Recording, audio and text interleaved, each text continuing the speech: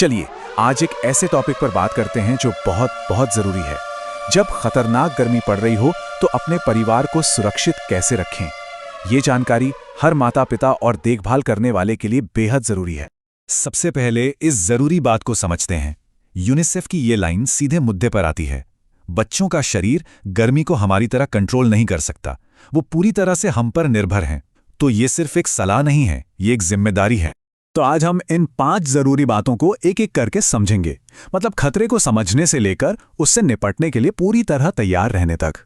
ठीक है, तो चलिए अब इस मामले की गहराई में उतरते हैं। सबसे पहले ये समझना होगा कि ये खतरा इतना बड़ा क्यों है, खासकर हमारे परिवार के सबसे नाजुक लोगों के लिए।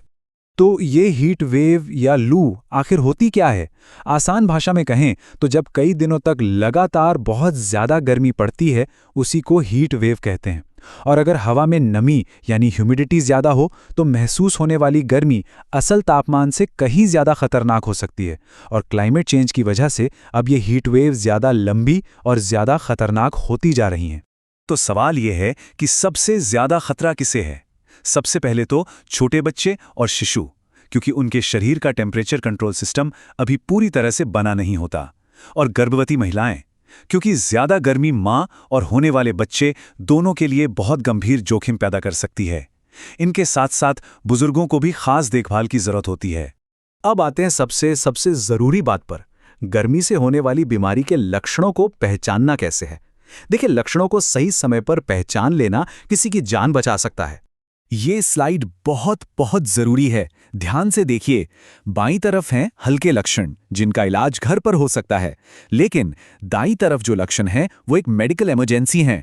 अगर शरीर का तापमान 40 डिग्री सेल्सियस या 104 डिग्री फ़ारेनहाइट से ऊपर चला जाए या कोई बेहोश हो रहा हो तो फौरन डॉक्टर के पास भागना है। इसमें इंतजार बिल्कुल नहीं करना है। तो अगर इनमें से कोई भी गंभीर लक्षण दिखाई दे तो करना क्या है? चलिए अब सीधे उस एक्शन पर चलते हैं जो फौरन लेना है, जो जान बचा सकता है। इस एक बात को गांठ बांध लीजिए, पहले ठंडा करें फिर अस्पताल ले जाएं। इसका मतलब अस्पताल पहुंचने से भी ज्यादा जरूरी है शरीर के तापमान को फौरन नीचे लाना। ये कुछ मिनट का फासला ही जिंदगी और मौत के बीच का फर्क बन सकता है। तो ये करना कैसे है? देखिए, पहला कदम, उस इंसान को फौरन किसी ठंडी, हवादार और छायादार जगह पर ले जाइए।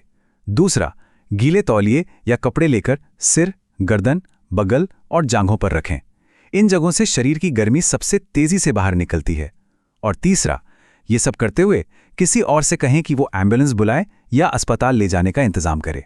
कुछ खास लोगों का ज्यादा ध्यान रखना होता है, जैसे छोटे बच्चों के बाहरी कपड़े उतार दें, गर्भवती महिलाओं को बाईं करवट लेटाने में मदद करें, इससे ब्लड फ्लो बेहतर होता है।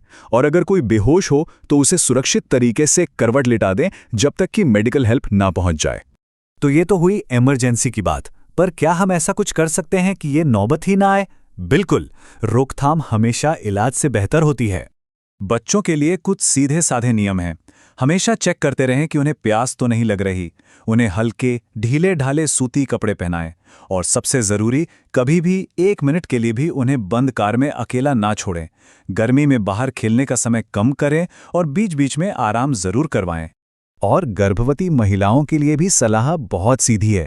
कोशिश करें कि अपनी ज़रूरी काम या तो सुबह जल्दी निपटा लें या फिर शाम को जब मौसम थोड़ा ठंडा हो। गर्मी में आराम करना बहुत ज़रूरी है। और अगर हो सके तो घर की सबसे ठंडी जगह जैसे कि नीचे वाले फ्लोर पर रहें। और हाँ, पानी, हाइड्रेशन सबसे ज़रूरी है। और प्यास लगने का इंतज़ार बिल्कुल नहीं करना है। थोड़ी थोड़ी देर में पानी पीते रहना है। 6 महीने से छोटे बच्चों के लिए माँ का दूध ही सबसे अच्छा हाइड्रेशन है। बड़े बच्चों को नियमित रूप से पानी पिलाते रहें। और अगर किसी को बहुत ज़्यादा पसीना आ रहा है तो ORS का घोल शरीर के ज़रूरी नमक को वापस लाने में मदद करता है। अच्छा, अगर ORS के पैकेट घर पर ना हो तो कोई घबराने की बात नहीं है। इसे घर पर बनाना बहुत आसान है। 1 लीटर साफ पानी में 6 छोटे चम्मच चीनी और आधा छोटा चम्मच नमक मिलाइए। इसे अच्छी तरह से घोल लीजिए और बस ये तैयार है। ये एक जान बचाने वाला नुस्खा है। तो चलिए अब अपने आखिरी सेक्शन पर चलते हैं। देखते हैं कि हम पहले से तैयारी कैसे कर सकते हैं, क्योंकि तैयारी का मतलब है कि जब कोई मुश्किल आए तो हमारे पास उससे निपटने के लिए सही सामान हो। ये है आपकी हीट वेव इमरजेंसी किट की एक चेकलिस्ट। इसमें कुछ चीज़ें ज़रूर होनी चाहिए। ORS के पैकेट, एक थर्मामीटर, पानी की बोतलें, ठंडा करने के लिए तौलिए या कपड़े, एक बैटरी से चलने वाला पंखा और आपके सबसे नज़दीकी डॉक्टर या अस्पताल का फ़ोन नंबर। ये छोटी-छोटी चीज़ें बहुत बड़ा फ़र्क ला सकती हैं। और आखिर में एक सवाल, जब अपना परिवार सुरक्षित हो जाए तो उसके बाद क्या? क्या हम अपने आस-पड़ोस में भी किसी की मदद कर सकते हैं?